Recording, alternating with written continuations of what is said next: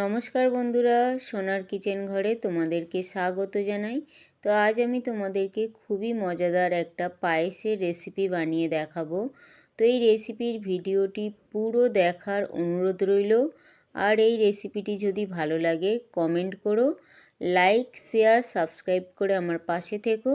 যারা এখনও পর্যন্ত আমার চ্যানেলটিকে সাবস্ক্রাইব করেছো তাদেরকে অসংখ্য অসংখ্য ধন্যবাদ। যারা এখনও আমার চ্যানেলটিকে সাবস্ক্রাইব করোনি অনুরোধ রইল আমার চ্যানেলটিকে সাবস্ক্রাইব করে আমার পাশে থাকার জন্য। যারা আমার ফেসবুক পেজ থেকে দেখছো তাদের কাছে অনুরোধ রইল ফেসবুক পেজটা একটা লাইক দিয়ে একটু ফলো করে দেওয়ার জন্য। তো এই পায়েসটি বানানোর জন্য এখানে দেখো আমি সাবুদানা নিয়ে নিয়েছি, আর আমি এখানে বড় দানার সাবুটা নিয়েছি। তো এই বড় দানার সাবু দিয়ে আজ আমি পায়েসটা বানাবো।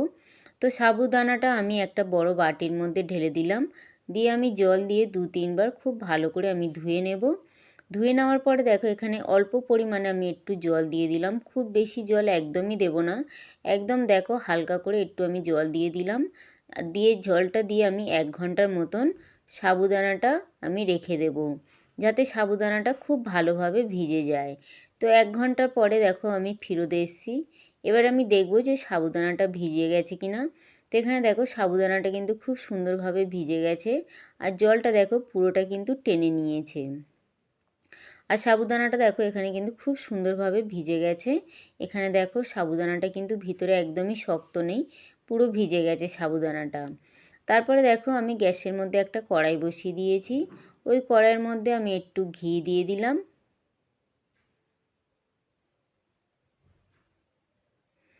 ঘিটা খুব ভালো করে আমি কড়াইয়ের মধ্যে দিয়ে গরম করে নেব।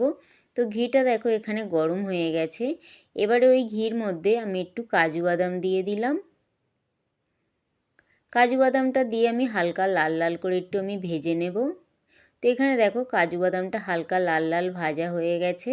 এবার এই কাজু বাদামের মধ্যে আমি একটু কিশমিশ নিয়ে নিয়েছি, ওই কিশমিশটা আমি দিয়ে দিলাম।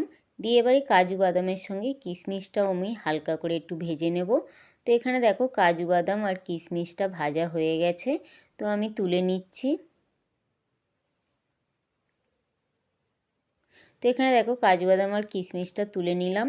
নেওয়ার পরে আবারও আমি একটু ঘি দিয়ে দিলাম।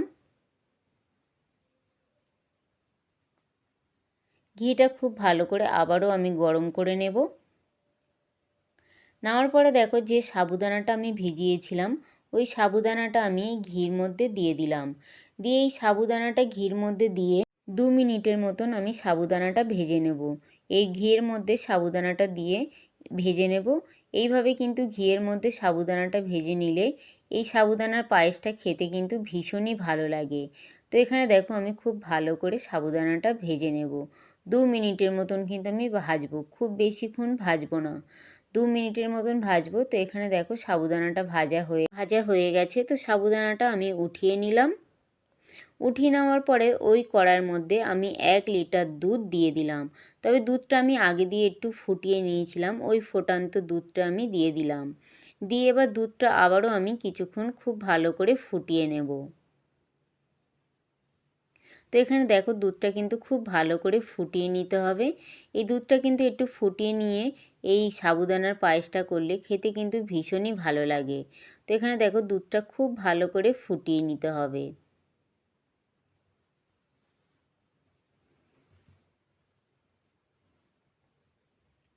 তো এখানে দেখো দুধটা কিন্তু খুব সুন্দরভাবে ফুটে গেছে।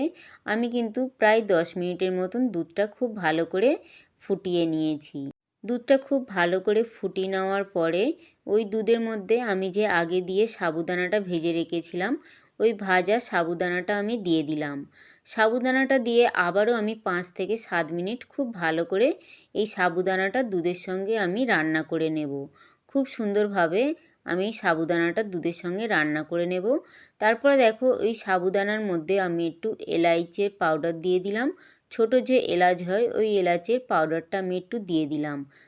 এলাচের পাউডারটা দেওয়ার পরে আমি একটু নুন দিয়ে দিলাম। যে কোনো মিষ্টি খাবারে একটু নুন না দিলে কিন্তু খেতে ভালো লাগে না। তো আমি একটু নুন দিয়ে দিলাম। দিয়ে নুন আর এলাচটা দিয়ে আবারও আমি একটু নাড়াচাড়া করে দিলাম। সাবুদানাটা দেওয়ার পরে 5 থেকে 7 মিনিট কিন্তু খুব সুন্দর করে ফুটিয়ে নিতে হবে, যাতে সাবুদানাটা খুব সুন্দরভাবে রান্না হয়ে যায়। তো এখানে দেখো সাবুদানাটা কিন্তু খুব সুন্দরভাবে রান্না হয়ে গেছে।